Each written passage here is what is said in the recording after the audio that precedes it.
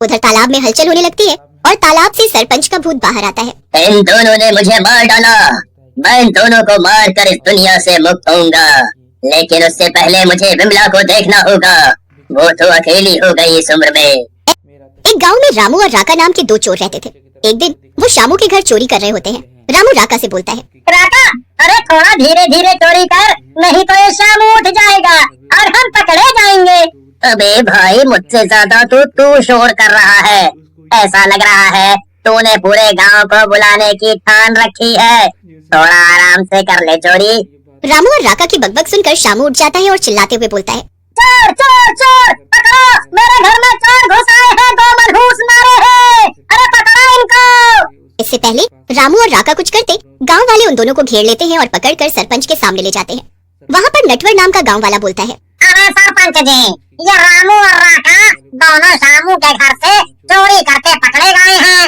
इन दोनों ने मेरे घर से भी पैसे चुराए थे। हाँ, इन्हें सख्त से सख्त सजा दी जाए। हाँ।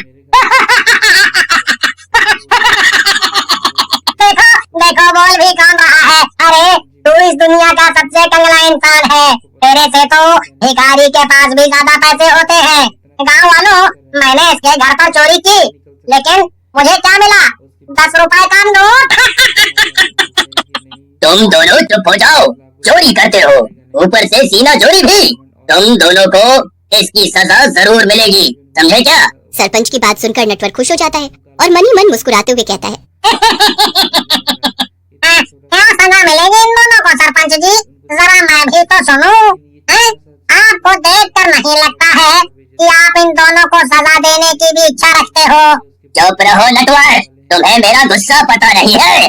मैं अभी बताता हूँ क्या करना है। फिर सरपंच गांव वालों को रामू और राका को मुंह काला करके पूरे गांव में घूमने की सजा देकर वहां से चले जाते हैं। गांव वाले भी उनका गुस्सा देखकर हैरान रह जाते हैं। राका अपनी बेइज्जती से बहुत दुखी और गुस्से में आ जाता है और रामू से कहता है, इस सरपंच ने हमारे साथ अच्छा नहीं किया रामू, इसे इसके किए की सजा देनी ही होगी।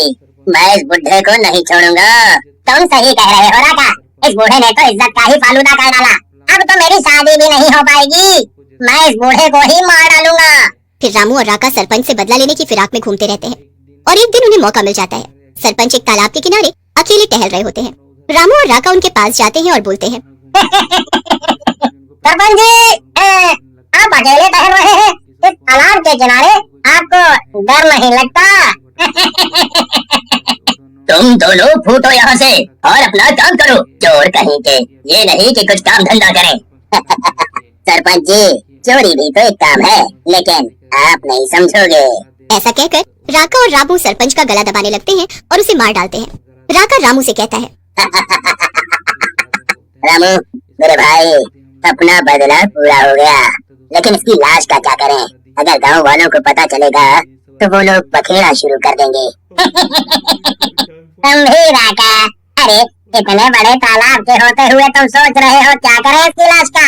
अरे इसी में फेंक देते हैं इस मनहूस की लाश को। इसने बहुत सताया है हमें। फिर रामू और राका सरपंच की लाश को तालाब में फेंक देते हैं और वहाँ से चले जाते हैं। अगली सुबह गांव वाले सरपंच को गांव में ना पाकर परेशान हो जाते हैं। उनकी बूढ़ी पत्नी बिमला भी रोते हुए बोलती है, अरे सरपंच जी ना जाने कहाँ चले गए हैं, उन्होंने कभी भी ऐसा नहीं किया है, पता नहीं। फिर गांव वाले वहाँ से चले जाते हैं और रात हो जाती है। रात में शामू के घर पर दस्तक होती है।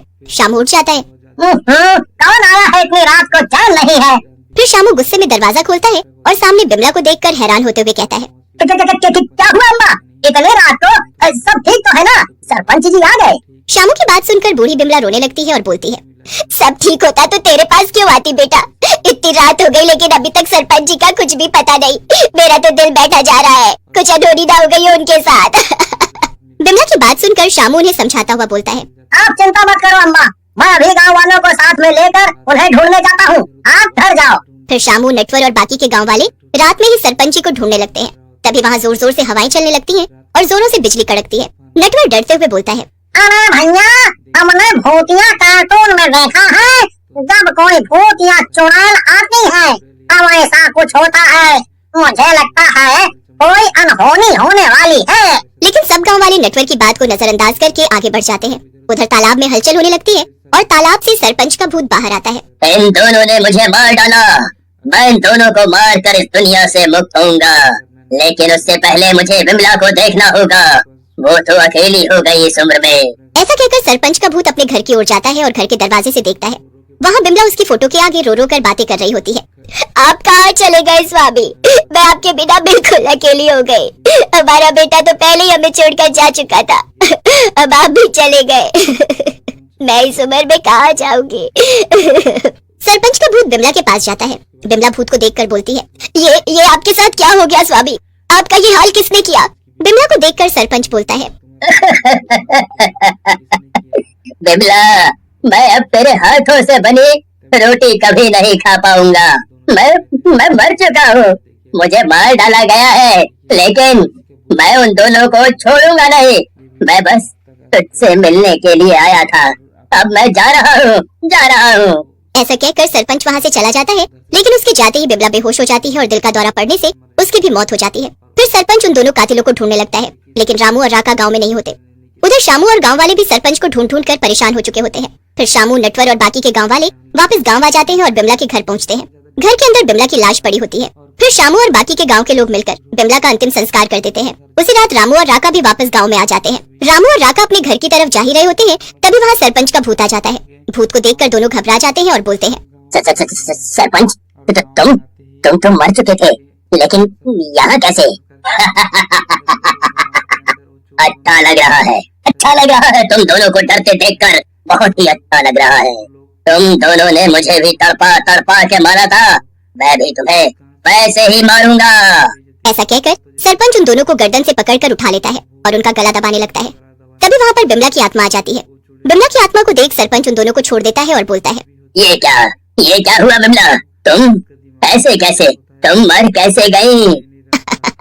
आप भी ना स्वामी, अरे मैं आपके बिना रह सकती हूँ कभी? आप मुझे छोड़कर जाने वाले थे, लेकिन मैं भी आपके पीछे पीछे आ गई।